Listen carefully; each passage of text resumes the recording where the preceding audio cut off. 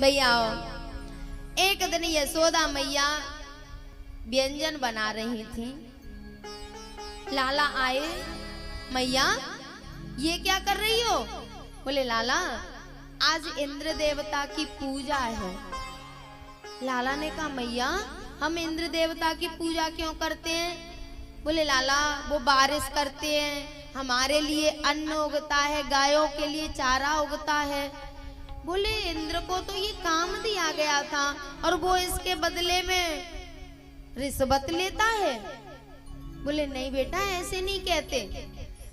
ठाकुर जी ने कहा बोले अब हम इंद्र की पूजा नहीं करेंगे, ये तो रिश्वत लेता है। नंद बाबा से कहा, नंद बाबा ने कहा लाला अगर इंद्र देवता रूठ गए तो फिर गड़बड़ हो जाएगी। ठाकुर जी ने कहा आप मेरे ऊपर छोड़ दो, उसकी चिंता मत करो। बोले तो क्या करें? बोले गोवर्धन महाराज की पूजा करेंगे। बोले ठीक है। सब बैलगाड़ियों में मालपुआ खीर पकौड़ी भर भर के और ग्वाल बाल सब चल दिए गोवर्धन जी महाराज पे। जैसे ही वहां पहुंचे तो भगवान गोवर्धन महाराज में प्रवेश कर गए और बोले एक रूप से तो बाहर खड़े हैं और एक रूप से अंदर प्रवेश कर गए। बोले देखो तुम्हारा इंद्र कभी खाने आया? बोले नहीं। बोले गोवर्धन महाराज खूब खाएंगे, जिसको जितना खिलाना हो खिलाओ। बोले ठीक है भैया। जैसे ही गोवर्धन महाराज का भोग लगाना शुरू किया तो गोवर्धन महाराज तो खूब खा रहे हैं। एक रूप ते पूजे कन्हैया, एक रूप पूजवायो रे जसुदा तेरो लाला। गोवर्धन महाराज खूब खा रहे हैं। ग्वाल वाल सोचने लगे इससे तो बढ़िया इंद्र था, कम से कम उसका भोग लगा देते, बाद में खाने को तो मिल जाता। और ये गोवर्धन महाराज तो इतने भुक्कड़ हैं कि ये हमारे लिए कुछ छोड़ ही नहीं रहे, सारा खा गए। ठाकुर जी ने कहा तुम चिंता मत करो, सबकी व्यवस्था होगी। और जैसे ही भोग लगाया तो फिर सबके जो छकड़े थे ना उनमें मालपुआ लड्डू खीर भर गए, सबने प्रसाद पाया।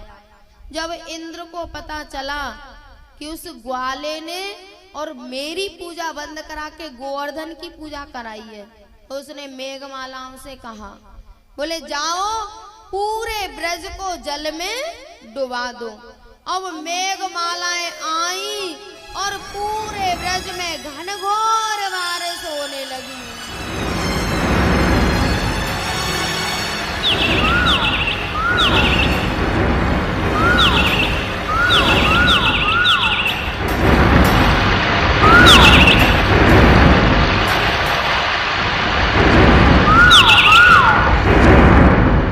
भैया मेघमालाएं बारिश कर करके थक गई और इधर ग्वाल वाल सब कहने लगे कन्हैया अब बचा, अब क्या होगा?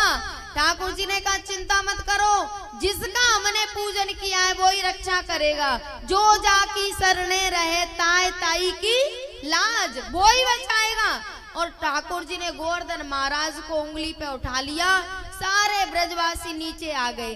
ठाकुर जी ने अगस्त ऋषि से प्रार्थना की, बोले आज तक आपकी प्यास नहीं बुझी, आज पेट भर के पानी पी लो। अगस्त ऋषि एक अंजलि में एक समुद्र को पी जाते थे। बोले आज खूब पानी पी लो। इंद्र की मेघमालाएं बारिश कर करके थक गई, लेकिन अगस्त ऋषि सारे पानी को पी गए। ग्वाल वालों ने कहा लाला तू चिंता मत करना, हम सब लगे हैं, तू आराम से खड़ा रहना। ठाकुर जी ने कहा हाँ कोई चिंता नहीं है, और हाँ तेरी उंगली थक गई हो तो तू भले ही हटा ले, हमें ना सब ने अपनी अपनी लठिया लगा ली थी। ठाकुर जी ने थोड़ी सी उंगली नीचे की, गोवर्धन महाराज हिलने लगे, फिर चिल्लाए ओ लाला बचा बचा, गोवर्धन जी गिर रहे हैं। ठाकुर जी ने गोवर्धन जी को संभाला। एक लाला बोला पता है ये लाला जो खाता है, ये ठाकुर जी जो खाते हैं वही हम खाते हैं, लेकिन इसमें इतनी ताकत है और हम कमजोर से होते जा रहे हैं, क्या चक्कर है? एक बोला इसकी आंखों में जादू है, जिसकी तरफ देखता है उसकी ताकत को खींच लेता है। तो हम सब खाते तो हैं, पर ये हमें देख के हमारी ताकत को खींच लेता है। एक बोला, तभी मैं सोच रहा था कि मैं इतना खाता हूँ फिर मैं इतना पतला क्यों? सारी ताकत इस लाला ने खींच ली है। और भैया, ठाकुर जी के 56 भोग क्यों लगाए जाते हैं? पता है? नहीं पता। ठाकुर जी का 56 भोग लगाए जाते हैं। भगवान ने 7 दिन तक गोवर्धन महाराज को अपनी उंगली पे धारण किया था। ठीक है, 7 दिन तक उंगली पे धारण किया। और यशोदा मैया 8 पहर लाला का मुंह झूठा करवाती थी। 8 बार, भले ही थोड़ा सा कुछ खाते पर 8 बार कुछ भोग लगाती थी।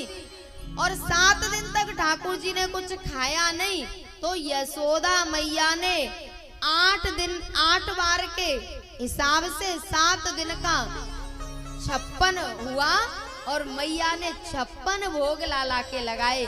इसलिए हम मंदिरों में 56 भोग लगाते हैं। जब इंद्र ने देखा कि मेरी मेघ मालाएं थक गई, ब्रजवासियों पर कोई असर नहीं पड़ा, तो वो आया, उसने भगवान की स्तुति की, अभिषेक किया और क्षमा याचना की। बोले, भगवान मुझसे गलती हो गई, मैं आपको कोई सामान्य ग्वाला समझ बैठा। ठाकुर जी ने इंद्र को क्षमा किया। इंद्र गया, फिर ठाकुर जी ने ब्रजवासियों से कहा, बोले भैया, गोवर्धन महाराज ने हमारी रक्षा की है, अब हम सब गोवर्धन महाराज की परिक्रमा लगाएंगे और हम सब भी मन से गोवर्धन महाराज की परिक्रमा लगाएंगे सभी। ठीक है, बोल गोवर्धन महाराज की।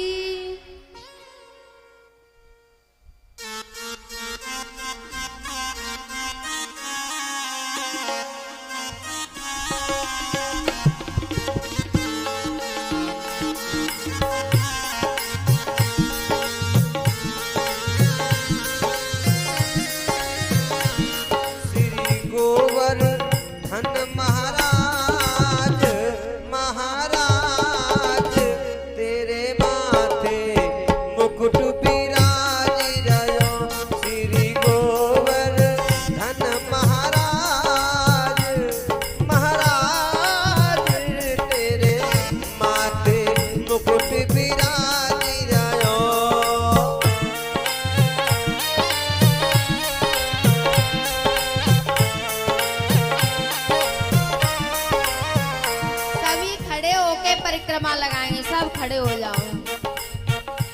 तेरे माथे मुकुट विराज रयो रे, तेरे माथे मुकुट विराज रयो रे, श्री गोवर्धन महाराज, महाराज तेरे माथे मुकुट विराज रयो।